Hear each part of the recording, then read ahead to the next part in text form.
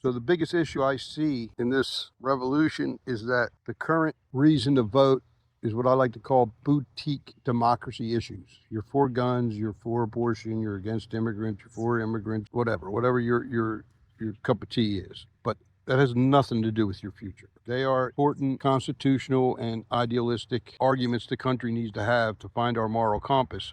And unfortunately, woefully, our moral compass is askew at this moment by 180 degrees. But you need to rise up politically and make demands and create a third party, because a third party in this country would reset everything. And just as a good American, I'd like to say that this is the 250th year anniversary of the founding of the United States. And Thomas Jefferson, one of the founders, has a great quote that says, "Every generation should have a revolution." The need for change in this country has never been greater. And it always has to come from the youth. It can't come, the old people are good to go. They don't want change. Only you can change. And the conditions that you face, you better change.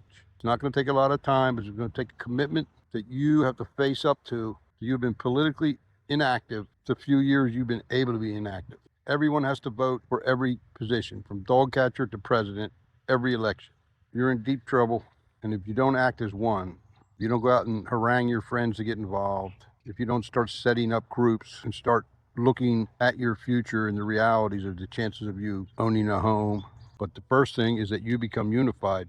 My solutions might not be yours, because I have kids your age. It would only take one or two campuses to pull it together and have daily demonstrations for change. Your incentive is your future.